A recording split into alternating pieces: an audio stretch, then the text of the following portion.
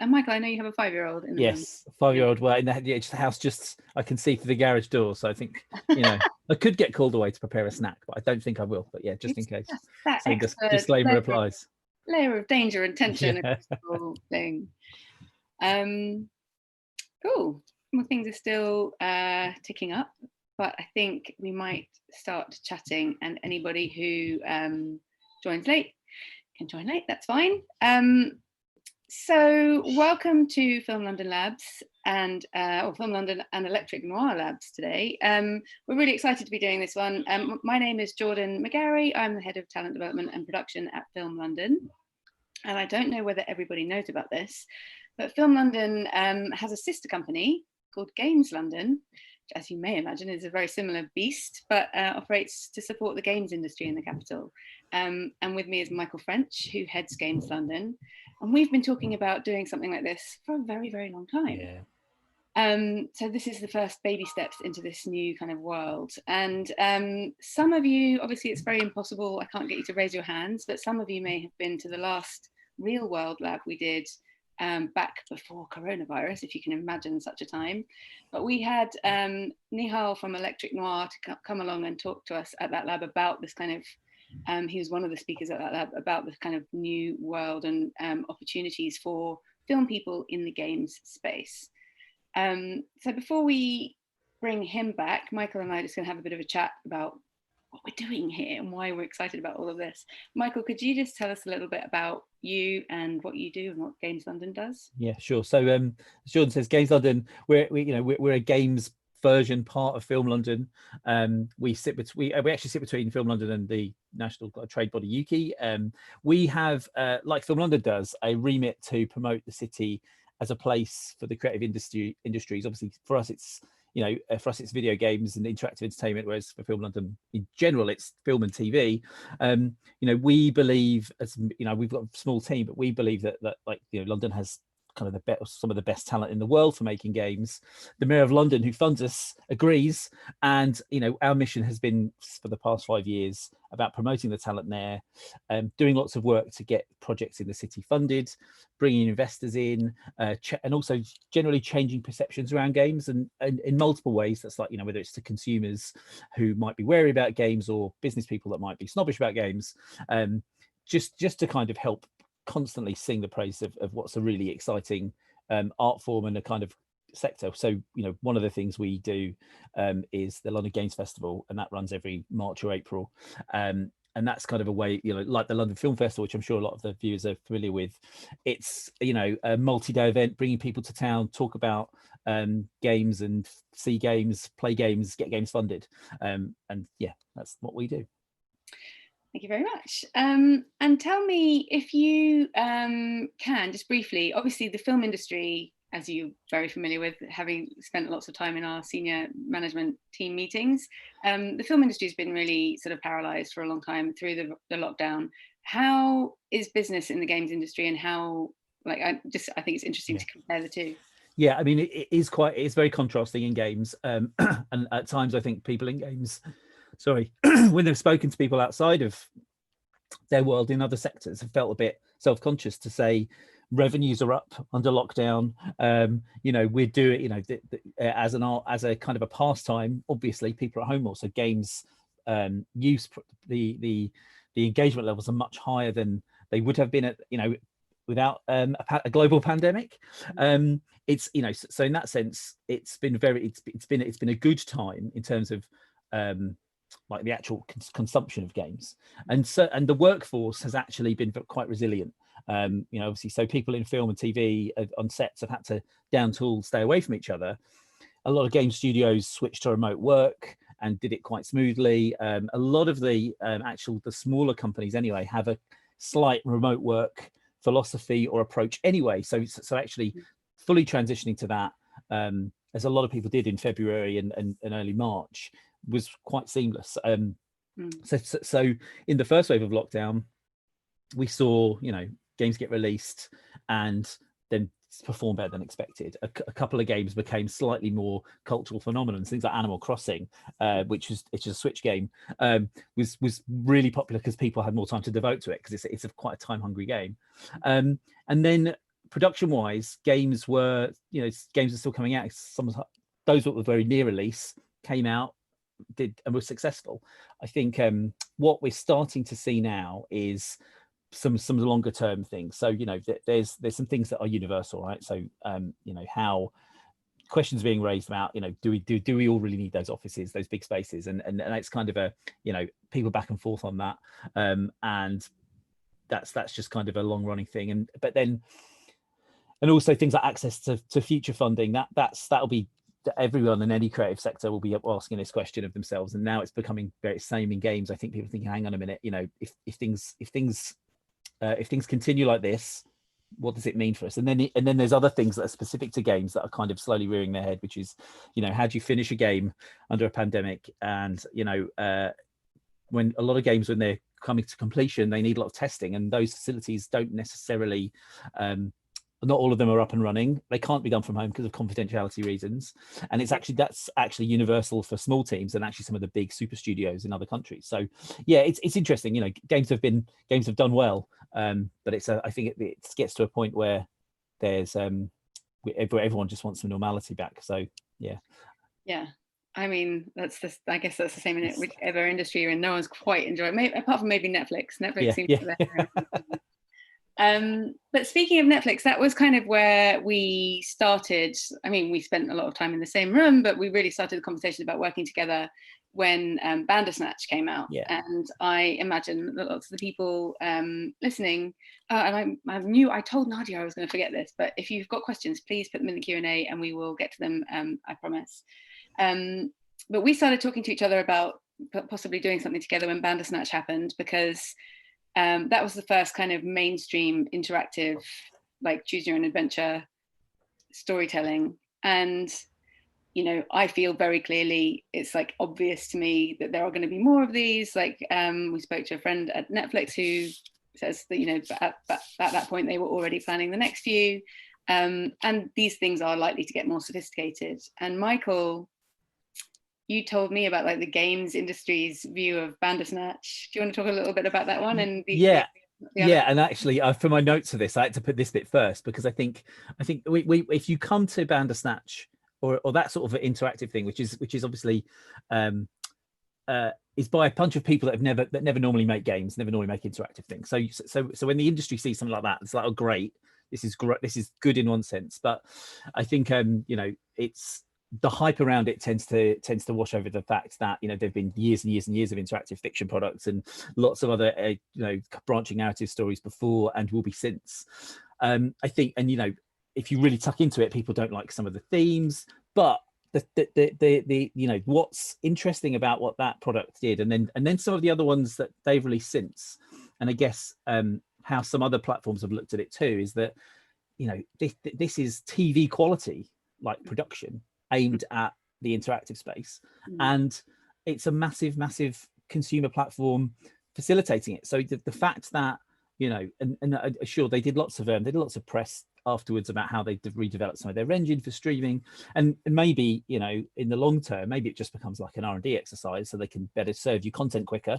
But as a product, it was pretty fascinating to see how it was a bit of a pop culture moment, right? A lot of people talked about it. It was like trending on Twitter when it came out, and it was a big thing. That it was Christmas 2018, wasn't it? That it was there, and you could see people, if you looked on social media, or you'd see people you knew that, this is just anecdotally, but who didn't play games but talking about the endings they got, and that's normally a conversation kept away from the mainstream. It's within gamers, and they have it about big, sophisticated, kind of big budget games. So it's interesting how it kind of blurred the lines and kind of democratized games access. I think that's what was always compelling to me. And I think there are other games that came out at games on PlayStation, etc., that came out following that. Things like a game called Erica, which I've talked to you a fair bit about and showed you in the office, which is the same sort of thing, high quality filmed content with interactive choices and different endings, branching narrative, and it's a bit creepy, that in that genre, that arguably have done some things better than that. But I think a lot of people in film and TV will have seen that and thought, oh, I sort of understand the excitement you can get from games as well. So that's why I do agree with some of the criticism, but I think if if that became an entry point for more people into video games and other interactive stories, then great. It just, I mean, it seems to me like, you know, there's always going to be different opinions and views around any sort of progression of technology, but it just seems like such a no-brainer that this is going to be one of the ways, and not like everyone who's making a linear film is going to suddenly be making interactive entertainment, but this is going to be a growth area. Yeah. And that's interesting to me because my responsibility is to help people who want to write and create, you know, films and entertainment and content, figure out what they could do with their career and what their options are. So then we started talking about how we might prepare people for like entering this industry, which has led us ultimately to today, and some future things that we hope to get off the ground soon. But I guess when you look at this sector, when you look at people talking about interactivity or like immersive entertainment, there's lots of hype around XR, whether it's VR or AR or whatever. And I'm very interested in that space, just so that everybody, you know, and I hope that one day we will do similar things along those lines. But I just think from a point of view of accessibility, it's interesting you talk about Netflix, you know, making it so accessible for people to get involved in this. Obviously, I imagine that PlayStations sell very well, and lots of people have them, but you know, everyone's got a TV, and actually, even more so than a TV, like everyone has got a smartphone. I'm sure there are more smartphones in the world than computers and possibly TVs.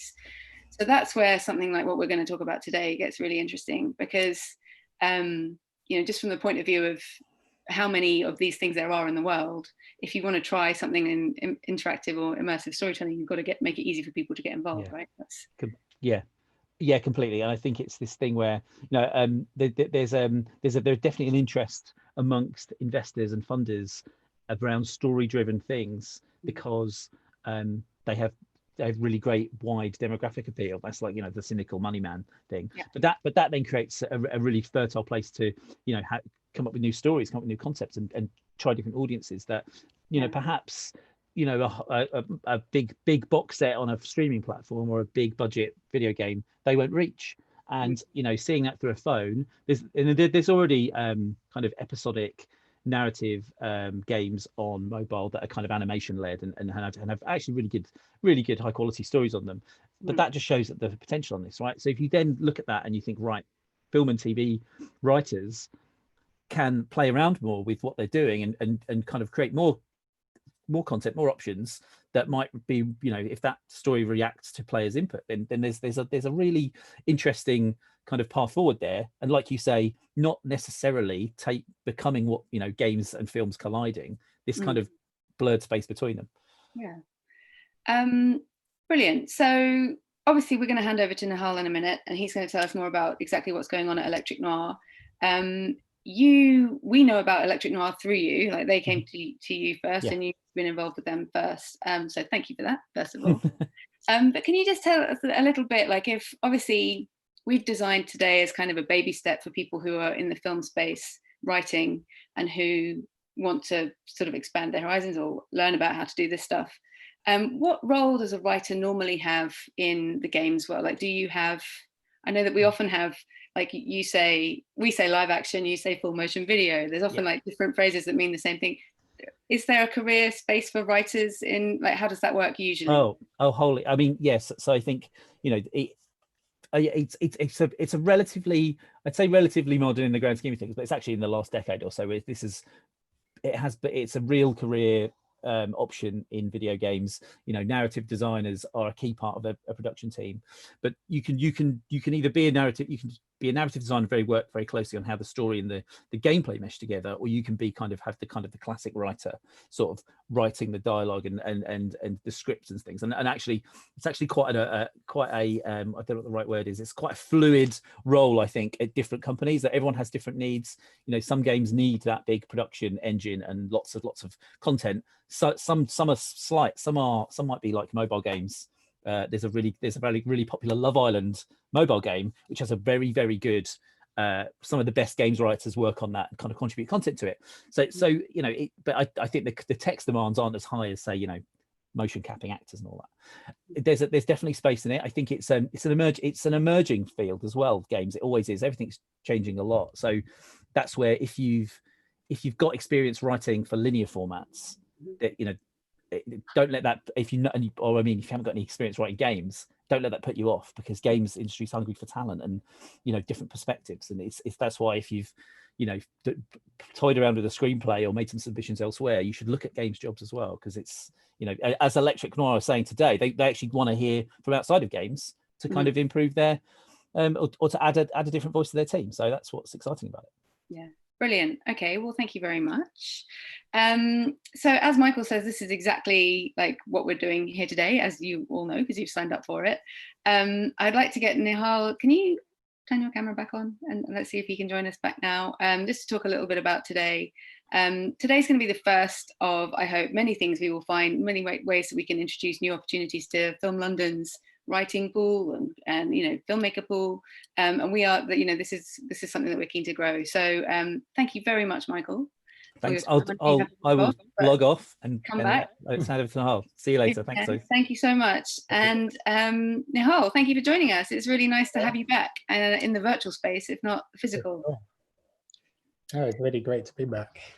Yeah, so I'm going to disappear in a second and hand over to you fully, but yeah, just wanted to say thank you for this. This came about for those who don't know, off the back of the last lab that you came to, and we sort of talked about what the work that you guys do.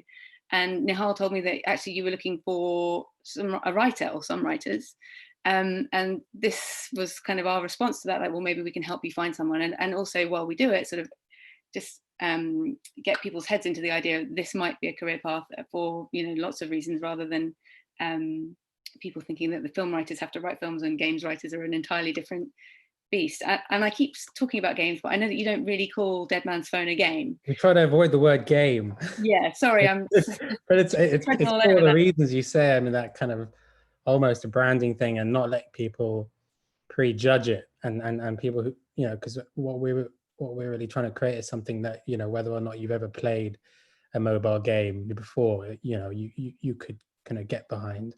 So it's, yeah, maybe a tactful branding. But it doesn't feel like a game, and it's not really a film either. It's like an entirely new thing, but it's incredibly engaging. And my last thing I will say is, if you haven't downloaded the beta version yet, please do so. It's worth your time, and B, it will really help you get your head around what this is. So make sure you do that before you apply. Now I'm going to turn off my video and hand over to Nahal. As I said, if you've got questions, please put them in the Q&A and we'll address them in space at the end. Thank you very much. Okay, hi everyone. So yeah, I'm Nahal. I'm the CEO of Electric Noir Studios. Got a little logo in the background there. And yeah, really excited to chat with you all today virtually and share what we're doing here, Electric Noir, and the opportunity. You know, as I said, you know, Games London and Film London, both independently, have been such a helpful resource to us, and really, like they say, we're kind of, you know, me and my co-founder Ben, we didn't come from the games industry. We were kind of advertising creatives when we came up with the idea for Dead Man's Phone, and we just kind of followed the idea rather than wanting to go into the industry. And really, you know, we really take our cues a lot more, even though it is technically a game, but we really take our cues a lot more from film and television. And that's really, you know, the kind of writing and the screenwriting that we want to bring into our company, and we really believe that, you know, you can be trained up in the technical elements of our medium, and I'll get into all of that. So don't be intimidated at all. So yeah, let's start. I've got a little deck here. One sec. Okay, hopefully you can all see that. So yeah, birth of a new medium. It's quite ambitious statement, but we really do believe that. And kind of riffing on what Jordan and Michael were saying earlier in terms of Bandersnatch and in terms of interactive storytelling, we think we've landed on something with Dead Man's Phone that really answers these two really big calls in the world today. The first one is for, we think, a genuine form of interactive storytelling.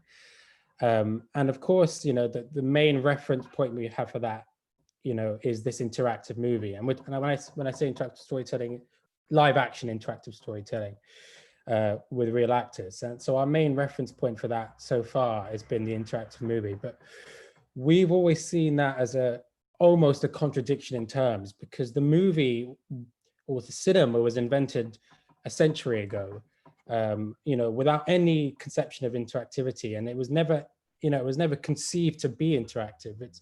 It's always been this kind of wonderful lean back experience, and so when people have tried to shoehorn interactivity into it in the last few decades, it's always kind of, to us at least, felt a little bit unnatural because it's not coming from a genuine place. But with we believe real interactive storytelling requires a genuinely interactive medium, and there's really only one medium that the whole of humanity interacts with every minute of every hour of every day, and that's our phones. They're inherently interactive. It's just how we engage with them. So using the interface of the phone as the vehicle for narrative, it's just a much more intuitive, we feel, a much more kind of accessible way to produce an interactive story. So that's the one main thing that we feel using the phone is a genuine way of telling interactive stories that everyone can really get behind.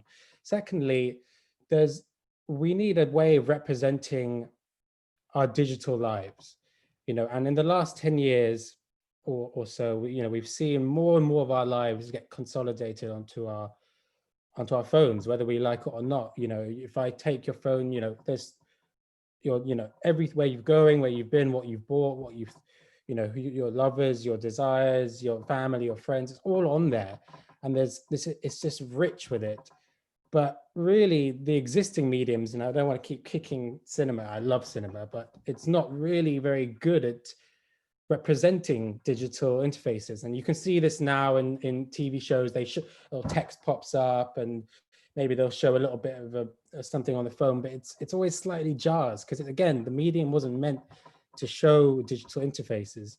It doesn't suit that. But of course, again, what better way to represent our digital lives than actually by just simulating them and representing them through the interface of the phone. So on those 2 points, genuine form of interactive storytelling and a genuine form of representing our digital lives, we think that the medium which we're expressing first through this interactive crime drama, Dead Man's Phone, is genuinely the birth of a new medium. And we think it's the most accessible and kind of scalable and immersive form of interactive storytelling. So it's quite lofty, but we do believe that.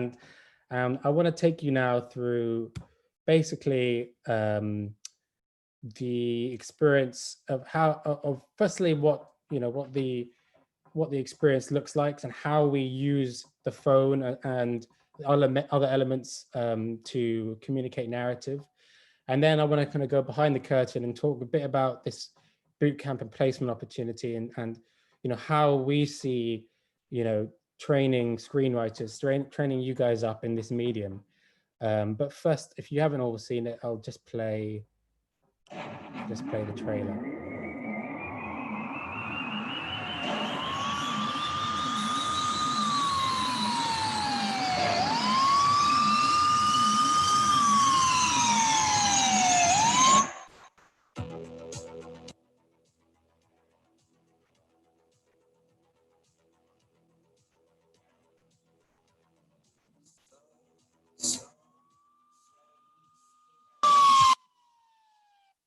So that's the teaser for season 1. As you'll see, we're always taking our cues from Netflix and using language that people familiar with those kind of things will understand. So that's kind of the season rather than chapters or anything. So it's the experience itself, breaking it down, it reflects the phone. So if you look at your phone, when you engage with your phone, it's about 70% text, and then 30% other media, photos, video, audio. So just like that's how your phone is, that's kind of how it's reflected in the experience. And there are really three pillars to Dead Man's Phone. That first is finding clues in the victim's phone. Then it's conducting these kind of FaceTime-esque interrogations.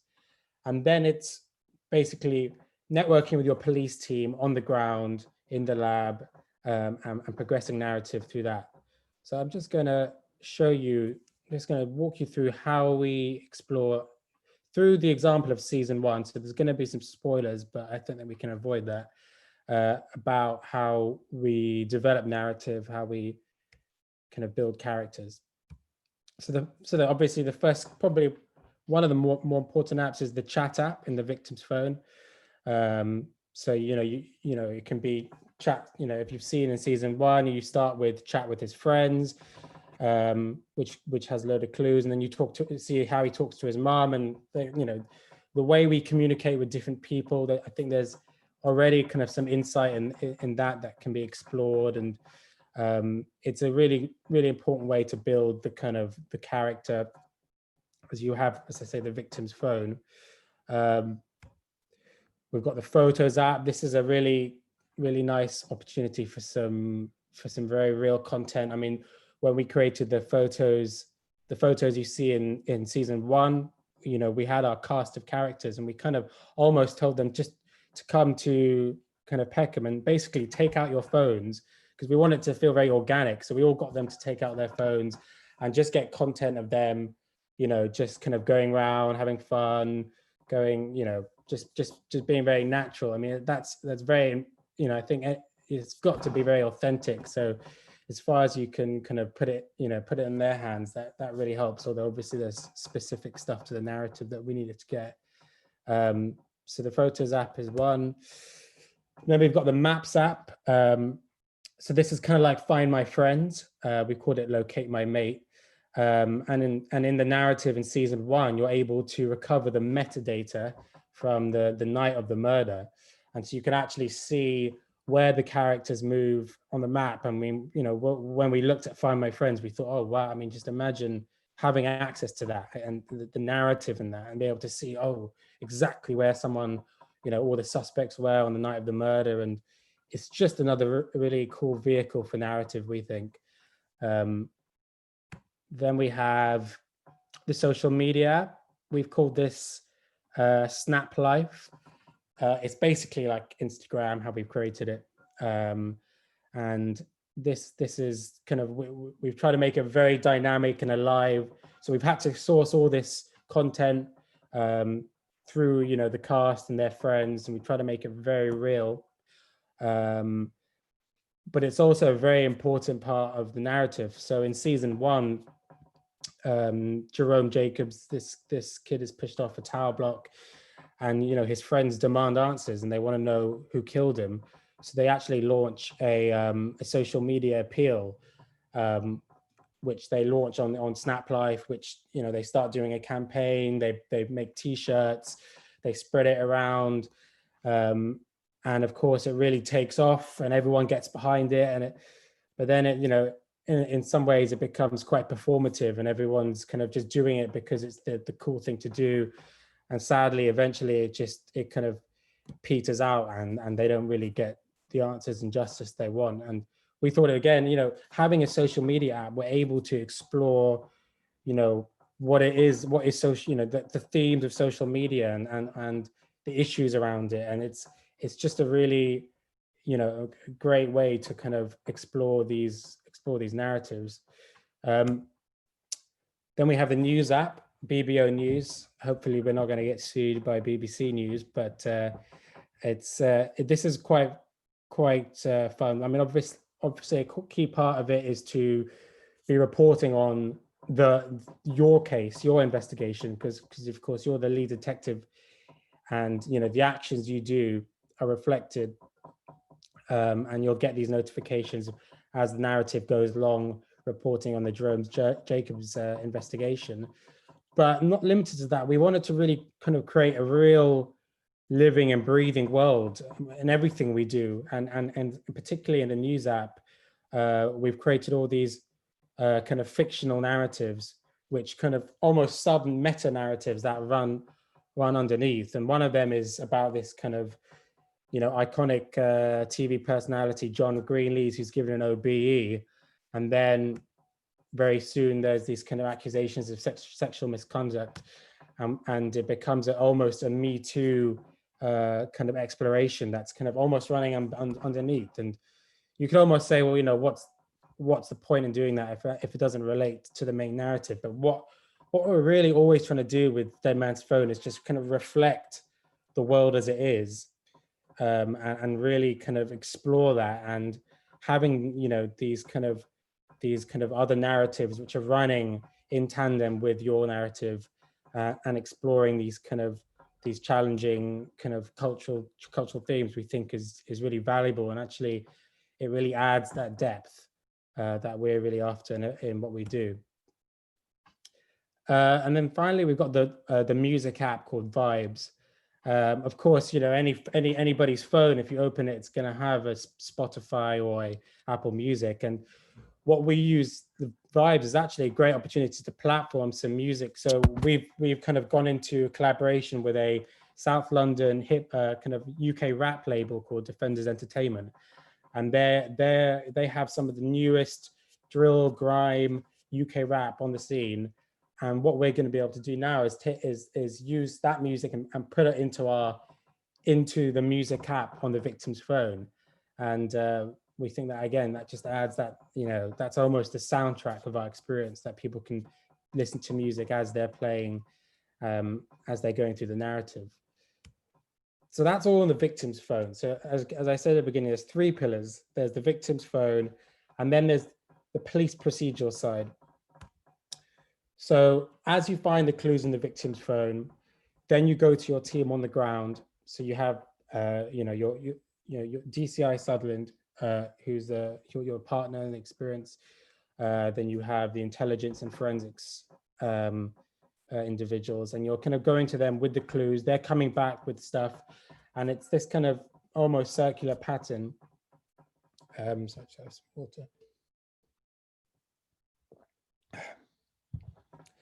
And yeah, and interrogations, again, is a really key part of the experience, and it's a really great opportunity for exposition on the characters, and kind of whenever there's bits of narrative that's kind of it's proving difficult to find a place for, perhaps in the victim's phone, having the kind of interrogation element is a really good way to progress the story.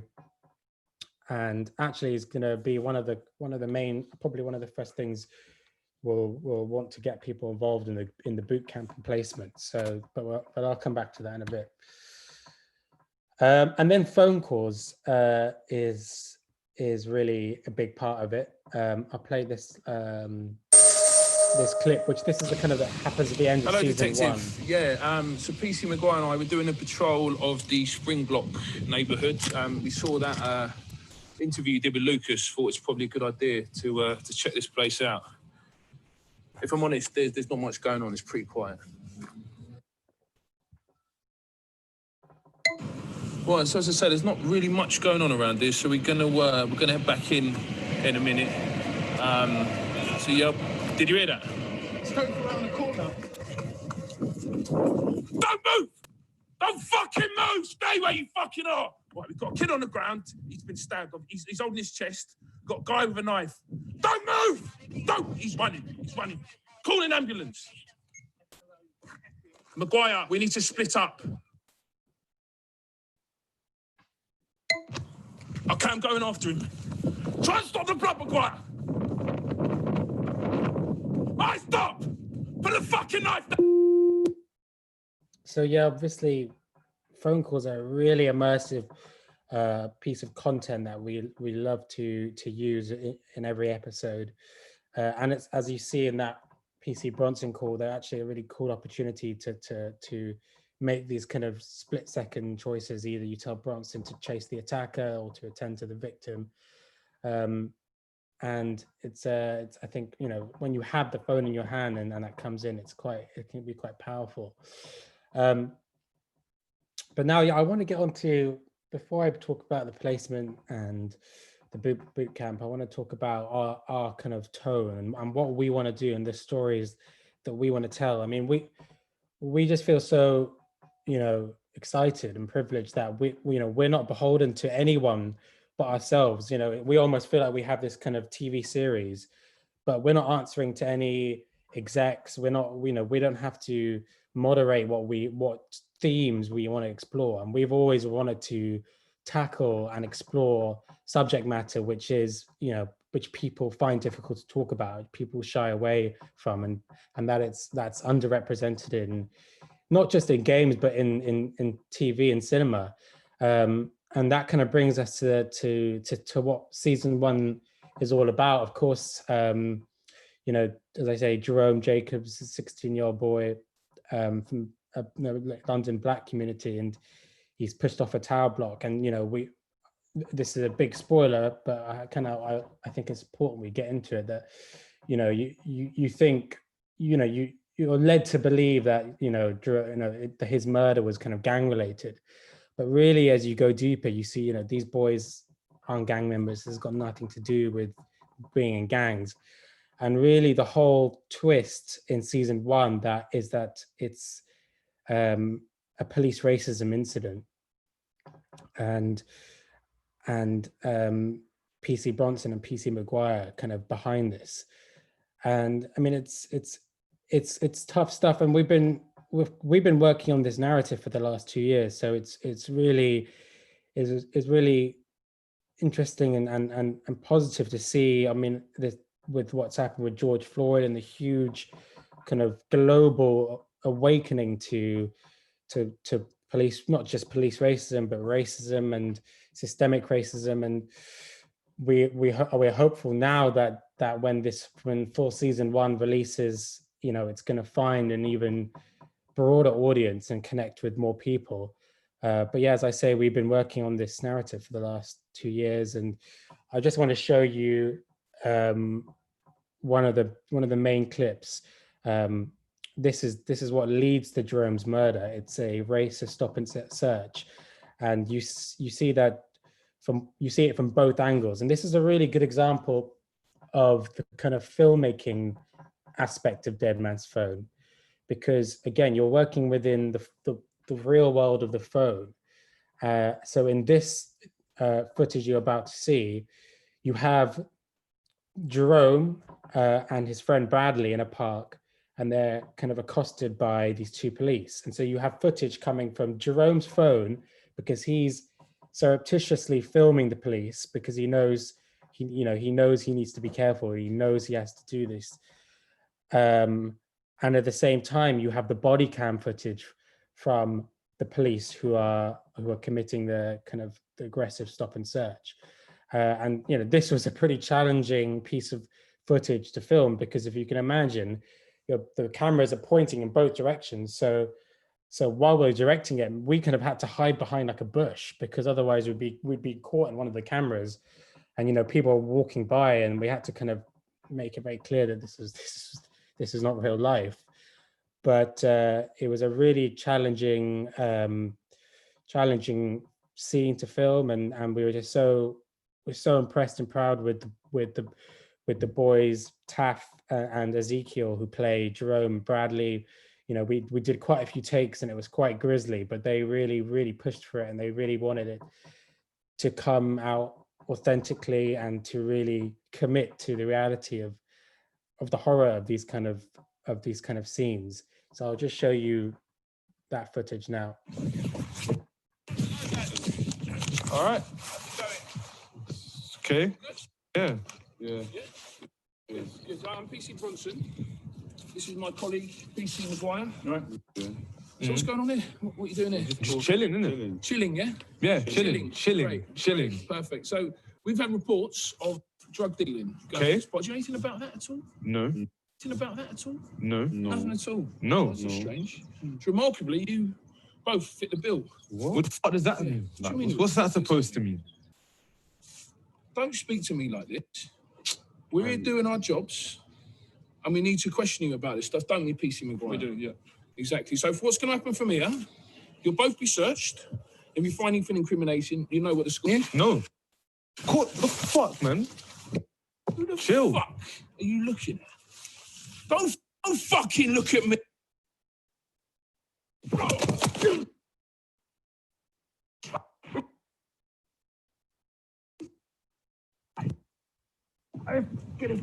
Take that wallet. Shut up. I'm speaking. Show me. Take a picture of it.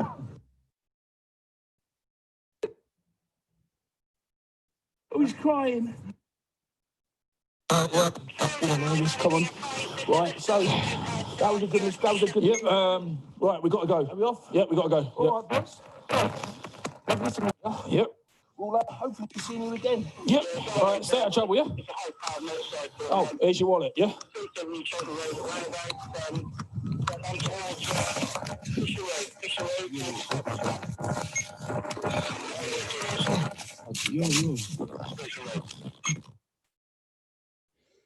So yeah, obviously quite a difficult scene to watch, but you know, we were happy with the way it turned out, and all the actors involved, we think, did a really good job. But again, that just brings me back to, you know, obviously seeing that on its own, it's a very important to experience the whole narrative and to really appreciate all the nuance and that we try to bring to it. But it's just to kind of communicate what we're looking for in terms of narrative and in terms of tone, is exploring narratives and dealing with topics and themes that, you know, that are important to society, that aren't represented in the media normally. And that those are the kind of narratives that we've already begun working on in terms of season 2 and season 3. So moving to the boot camp and placement, as you know, we're looking to bring on at least one writer for a 3-month placement, and up to 5 writers for the initial 2-week boot camp.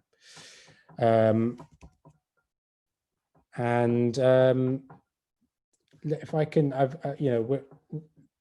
basically what the ambition for the 3-month placement is to basically start producing a season of Dead Man's Phone, and we've kind of broken it down. I mean, we're always learning, and this is not, you know, I'm sure whoever comes on board is going to find new ways and new methodologies of bringing a season to life. But this is just loosely what we've learned as the kind of overarching process of creating a season of Dead Man's Phone.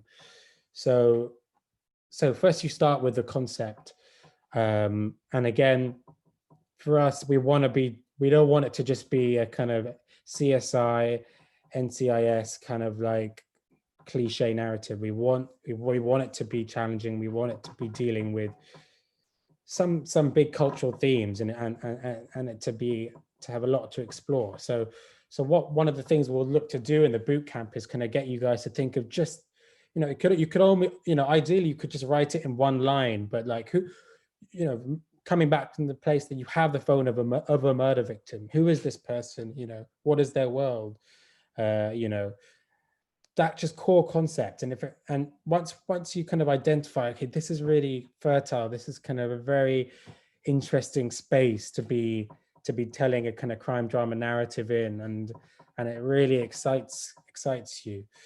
Then the second element of it is research, because, you know, there's no way you can come to these challenging cultural ideas and themes without a hell of a lot of research, and it's a really incredibly important part of the process for us.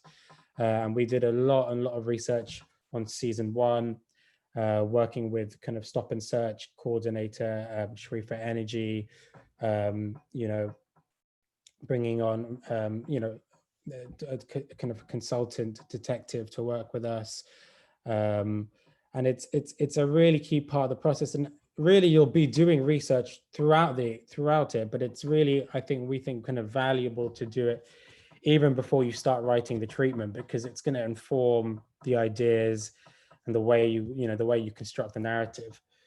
So once that's in place, then it would be about writing a treatment. And this will just be a Word doc. So again, nothing interactive in this point. Obviously, you'll just want to write the whole season out of how you see it playing out.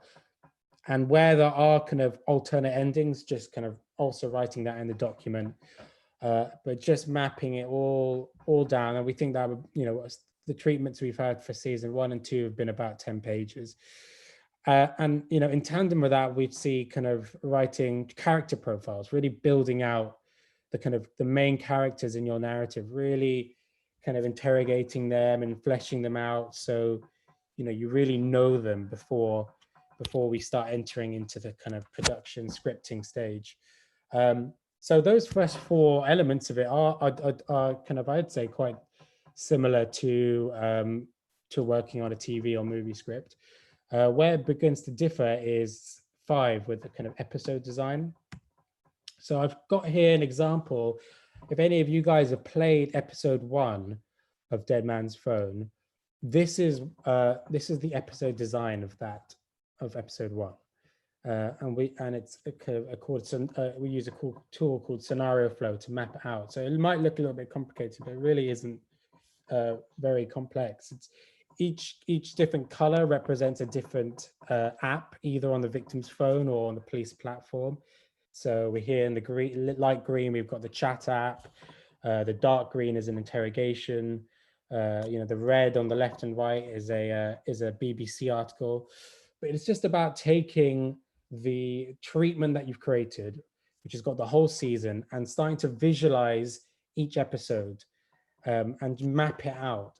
And again, in this example, the arrows represent an action that the player can take, and the squares just represent, a clue or a discovery. And obviously, there's more to the episode just than this, but this is the core framework. And when you map it out, you're able to kind of quickly, when it's visually mapped out, you're able to quickly identify potential problems in terms of how the player is going to interact, because you can't control what they go to first. Or you can control, but up to a point. But also, it's part of the ideation process. We find, even once you've written a whole treatment for the season, once you actually start mapping each episode out using this tool, you'll actually find more ideas come to you when you kind of look at a vision and you think, oh, you can build the story in new ways, you can build the character when you really see the kind of the tools in terms of the apps at your disposal and the narrative. So that's the kind of fifth part of the process. And then it's scripting. So if we go here, you'll look at the bottom here, interrogate Lucas. That's the Lucas interrogation, episode 1. Now this is the Lucas interrogation on the tool called Yarn. Now when you come in on the boot camp, this will be the first tool that we introduce to you. And again, don't be intimidated by it. It's actually very intuitive. It's just about creating those branching dialogues. But I mean, what a lot of people who have never experienced this before and they play through, they think, oh my God, it must just go forever and ever. How do you create this kind of interactive experience? But it's really just about providing the illusion of agency. We're not really trying to give people complete freedom. We just want them to feel like they have it. And really, as you can see here, instead of it kind of going out like a triangle, it's more of a fish. It goes out for a bit, it comes back in. But really, because otherwise it would just be impossibly long to kind of create these narratives. But by doing it like this, it's actually very achievable. And so if we zoom in here, if we take one of these nodes, you call it, you can see how we branch them off. So at the very end of the first question in the interview with Lucas, you can ask, what happened June 7th? How well do you know Jerome? Is mommy proud you're a criminal? And that just branches off into these 3 more nodes. And it's about just connecting them up and kind of weaving them together. But again, it's really not that technical. And it's something I feel will come to you all very intuitively, because it's just, life is interactive. So if you could, you can put your mind in it. You can imagine, okay, if I said this is maybe what would happen. If I said that, this is maybe what happened. You can very intuitively develop these. then a core part of writing and using this tool Yarn is finding the rhythm of the dialogue. Now, if you can imagine when you're writing a script to give to an actor, maybe you'll kind of put beat here or beat there in the script, but really it's up to the actor to kind of take and interpret and find the rhythm that feels natural to the dialogue.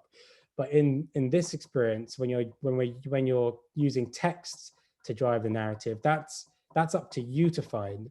And so if you look here on the left, you'll see these wait timers, wait 5, wait 3, wait 3.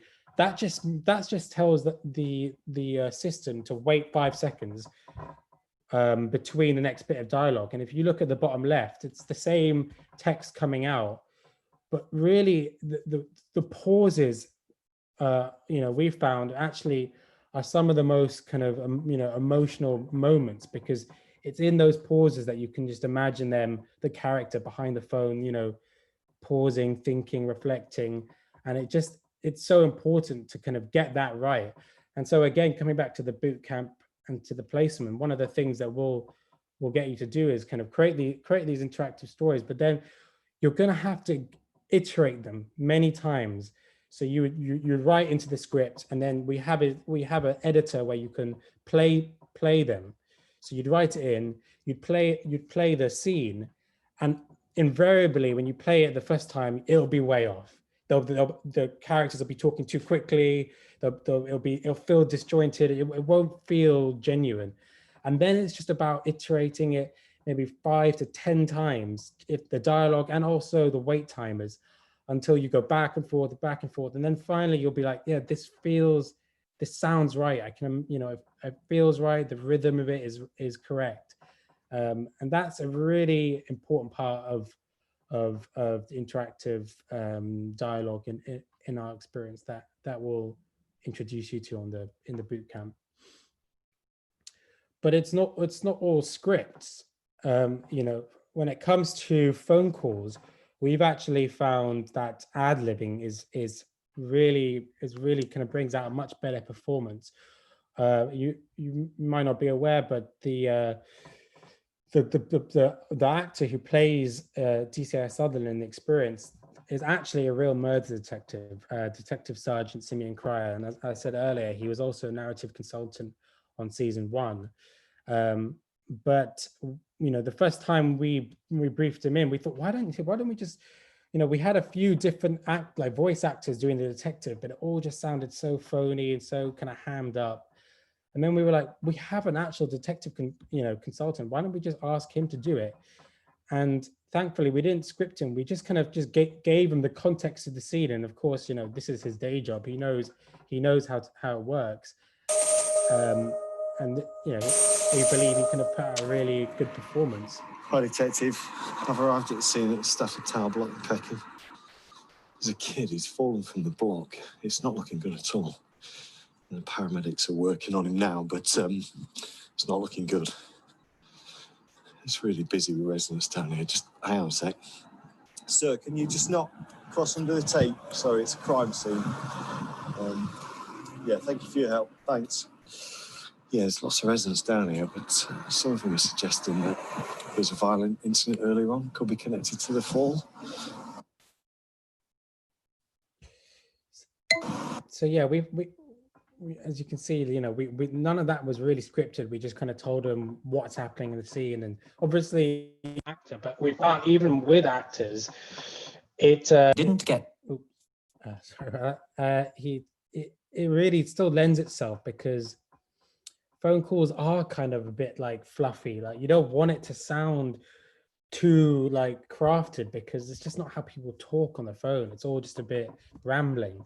So we find it, and really the ultimate thing is about realism, and it's about being immersive. So we've just found that you sometimes when you're, and this is something that you'll do, because we're not just looking for writers, but we're looking for creatives. And actually this is another point, but we want people to really auteur their whole season. So that's going to be mainly writing led, but we want you to also kind of cast the season. We want to find the actors. We want you to direct them as well. And we think, you know, those are skills that you could definitely develop on. But yeah, coming back to ad-libbing phone calls, it just adds that kind of immersion and to that realism that, you know, of just, you know, making, you know, reflecting real life. And there are also, you know, opportunities for traditional filmmaking as well in the experience, as long as it fits the kind of the context of the narrative. So in season 1 of Dead Man's Phone, there's a drill music video that surfaces on social media, and you know, it seems as though the individual was responsible, but he's actually alluding to the police racism incident that I discussed earlier. But of course, a music video has to be directed very traditionally. I mean, you're seeing a little clip of it here, but it's really a nice opportunity to kind of do some kind of really high quality, kind of high budget looking, you know, cinematic content to put into the experience. But again, it's not in there for no reason. It fits the context of the narrative. It's a music video on social media. So if you can find these opportunities, you know, that can be woven into the narrative too. And yeah, just to reiterate, you know, we're releasing season 1, but really what our big kind of, I suppose, business model is that we're creating a platform, you know, to tell, you know, multiple seasons of Dead Man's Phone, and eventually to kind of move into other genres. And it's this kind of mobile first interactive entertainment platform that we're developing. And, you know, we're looking to bring on creatives to kind of build this out and really auteur their own season. And finally, just on the brief, just so there's no confusion, there's the brief has got, you know, there's not asking you to do anything interactive or immersive in the brief. It's just imagine that you're writing, you know, a scene for an HBO crime drama, because really all we're trying to assess in the brief is your kind of screenwriting talent, your kind of raw ability to kind of tell great dialogue, to build character. As I said, as I've been saying, it's all the interactive tools. Once we know that you can do that, then we come to the boot camp, and we come to the placement. That's when we'll introduce the interactive tools. But we really do believe that they can be learned. And you know, I didn't come from a games background at all, and neither did my partner. But we feel like you can get into them. Thank you. Am I finishing a little bit earlier? Okay, I think I finished maybe 10 minutes early, but we can maybe move it to questions. You're perfect, because actually we now have some time for some questions. So thank you so much, Nahal. That's amazing. And I hope that everyone listening is as excited about this as I am. I think this is going to be a really fun project for the people who take part. So we do have some questions, and I'm just going to go through them in order. 2 questions on the application. Any page limit or advice on your own, on the writer's own piece? And are you going to be reading CVs or covering letters? No, we've loosely said about 5 minutes that the scene should play out, if you could imagine it on TV. So maybe that's a kind of indication of how long. But so really, you know, yeah. I mean, we don't want to be too prescriptive there in the brief. You know, you do go with your instincts, and don't worry too much about length. Okay. And what was the other question? Will you be reading CVs or covering letters? What do you want there? No, but the only other thing we asked is just to submit an existing piece of work that you have along with the brief. So whether that's a link to a short film or just a spec script that you've done, you know, you're very welcome to kind of send a little covering letter. But that's you know, the way we're going to process it is kind of look through that, and then the ones we really like, we're going to organize a kind of a video call to kind of chat more, and that would be the good opportunity to kind of to discuss all of that other stuff that you've been doing. Cool. Then there's a question from Max, which I actually think might be more for Michael. And I'm not sure if he's in the background somewhere, so maybe I'll just flag that to Nadia and see if she can reach him and see if he can rejoin us. And Brianna says, so Nahal, you're interested in writers that can adequately tackle race, class, and gender. Looking forward, are you planning on tackling police brutality and systemic injustice in the next seasons? Can you give us any pointers there, or how open is that at this point? I can't talk about the subject matter we've got for season 2 and season 3, unfortunately, but it's very much about systemic injustice, and in those different worlds, but season 1 very much is about police brutality, and about police profiling, and we think that's really the focus of season 1. But yeah, that's the way it's going, but I can't speak to specifics. Yeah. And this is something that I think is really interesting, just a tiny tangent from the Q&A, but this is something we've talked about internally at Film London and also in emails with you. But I feel like, I don't know if this has happened, like, did you discover this, or was it always the intention? But when you're playing or watching, whatever we want to call it, Dead Man's Phone, or getting involved in something where you are involved and you are sort of making decisions and driving things, it feels to me like just slowly uncovering a story yourself really, I don't know, it sort of puts you, it's like it triggers much more empathy and understanding of what can be quite a complex, you know, you could tackle very complex issues. And as you have in this season 1, I don't know, I just feel like it provides this kind of form really provides opportunity to do that in a way that you don't always, obviously, I guess in the very best films, you get that empathy, but it's a different experience here. You're somehow more deeply involved. It's a very, we think it's quite, first, the formats are very intimate, you know, and seeing, you know, someone's phone and really kind of getting onto there, it's a very intimate medium, and we think you can kind of really get to kind of the humanity and the core of character in a really interesting way.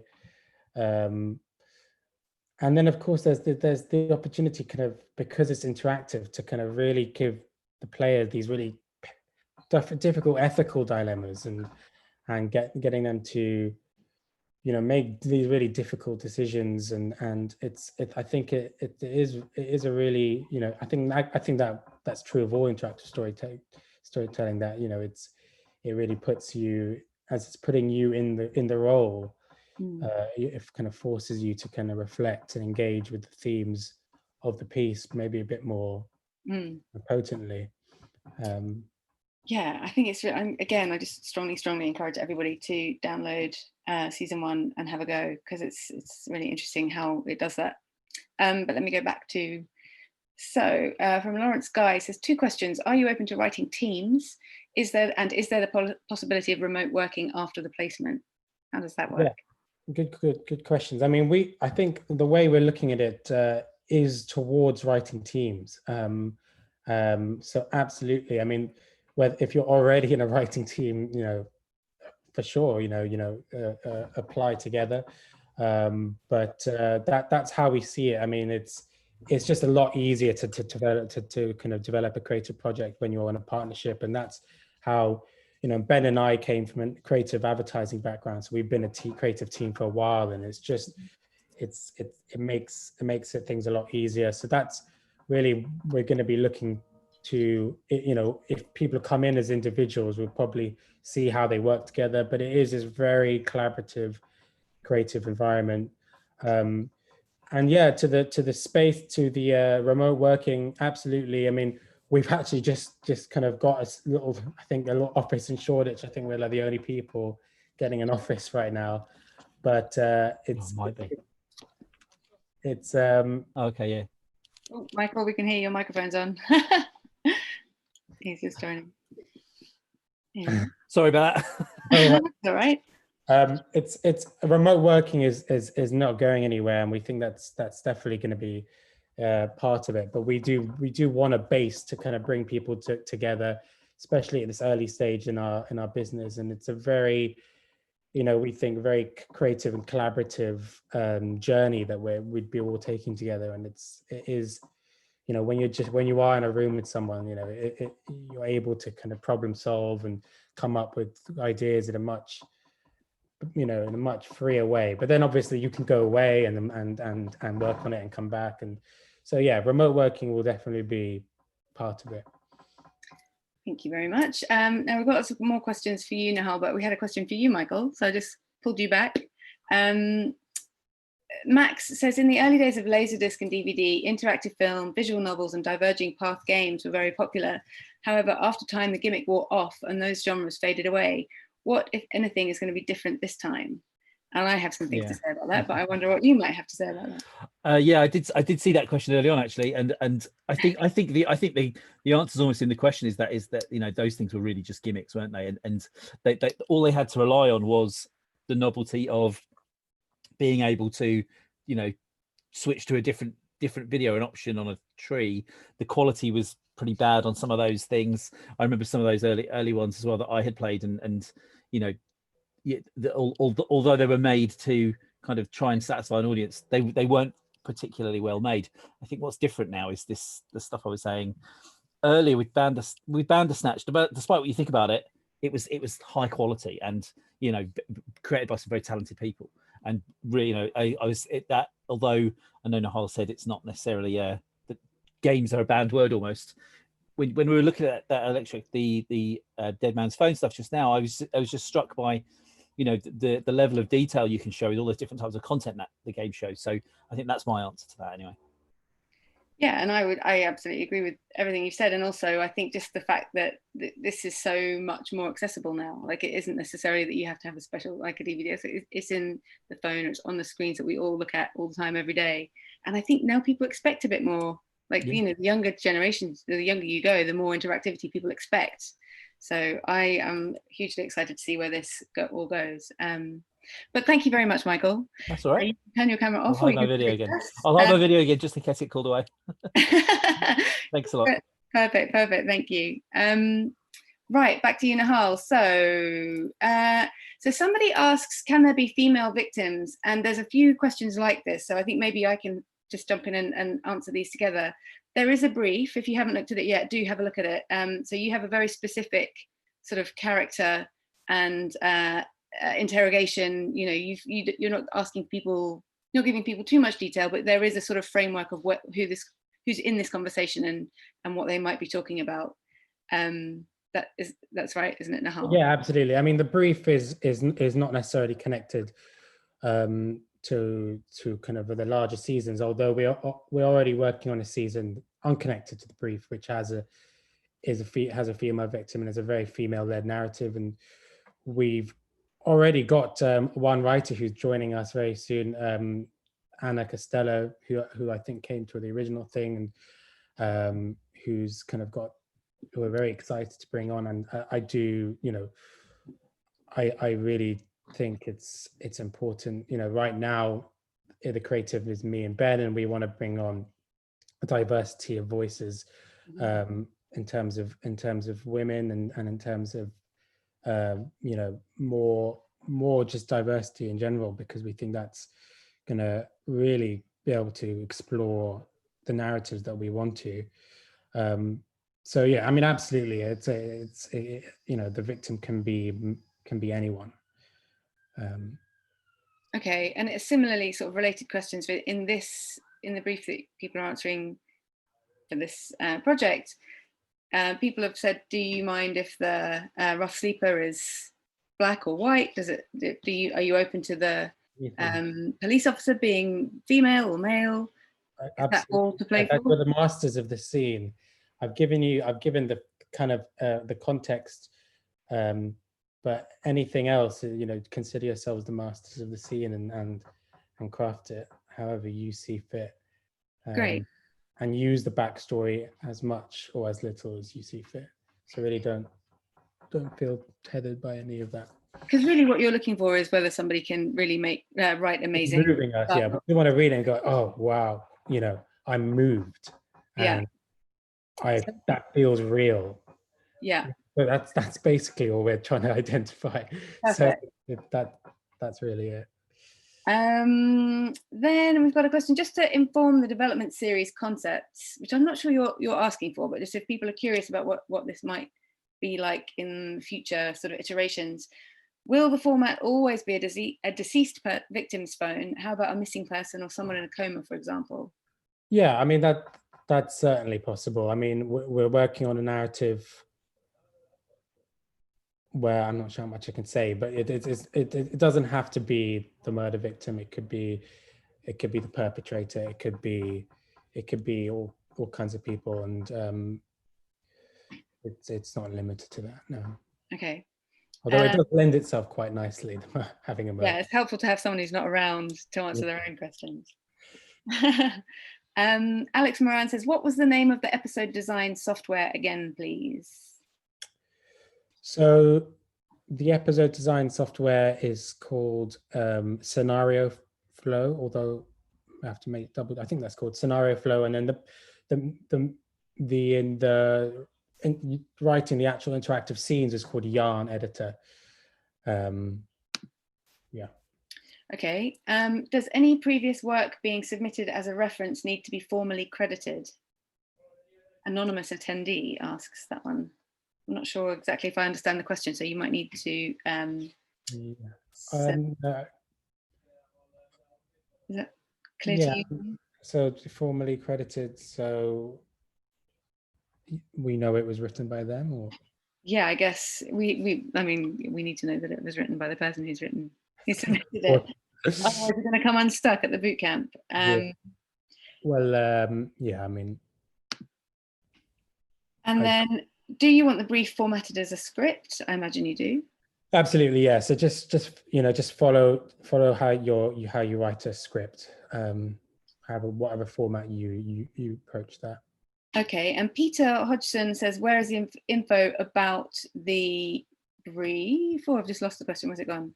And somebody else asked about the link to download Dead Man's Phone. That we're going to send all of that information to all of you after this. It is on the Film London website if you look at the page for this event, but we are going to resend it to everyone who registered for this. So don't worry, you will get it again shortly. Also, if anybody has been trying to take notes desperately throughout this and struggling, we've been streaming this on YouTube, and that video is going to stay up. So we will also send you that link again if you want to watch any of this back, or if there's anything that you sort of missed. I think I've answered all the questions, or you've answered all the questions. Someone anonymous says, how many applications do you expect to receive? We don't know. We get lots. Hopefully we get a few. Yeah. I guess the question to you guys is, how many of you intend to submit? So yeah, we are excited about this, and we can't wait to see how many we get, but I guess we don't know, right? Yeah. Okay. If you are watching on the live stream later and you wish that you'd been able to join in and ask questions, you can email us at labs@filmlondon.org.uk. We're also thinking we're going to hold another webinar like this just before the deadline towards the end of August, so stay tuned for that.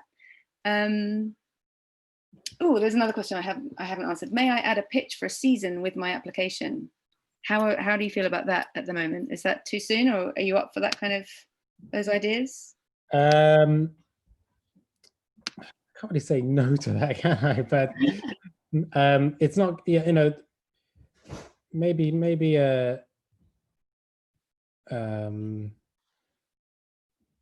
I'd say leave that out just to keep things fair. I think, and if we go to the kind of video call time, that'd be a good time to just tell us about that. But let's just keep it strictly on the script, the brief, and your one piece of work. So you're going to have enough to read. I think we're going to have a lot to go through, I hope.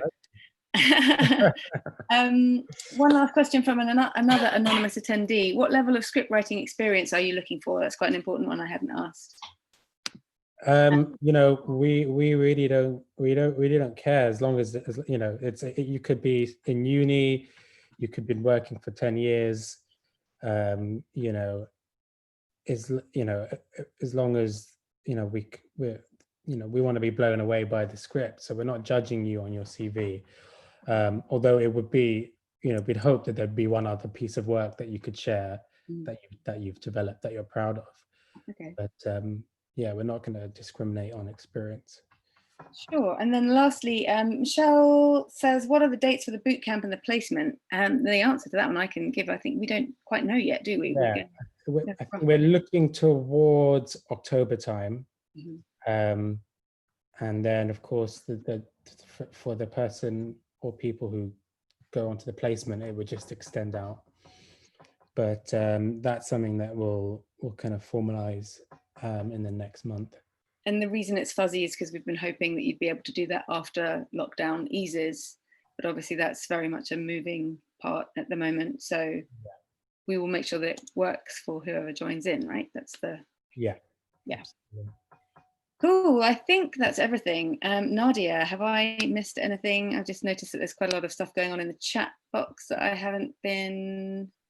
Just unmuting myself for a second. Thank you both so much for that. I think we have covered all of the questions. What's going on in the chat box is I've put the lab's email address in there if you had any questions, and also further up is a link to the page with more information and the brief, which we'll also send out afterwards as well. That is amazing. Thank you so much, Nadia. And thank you so much, Nahal. This is really exciting. Yeah, and thank you. Yeah, we're around. We're all very available online, on email. You can find us on Twitter or wherever you might stalk us. And if you have any questions, ping us back through the email or let us know. But good luck, everybody. And please send in your applications by the 21st of August. Thanks, everyone. Thank you. Thanks very much.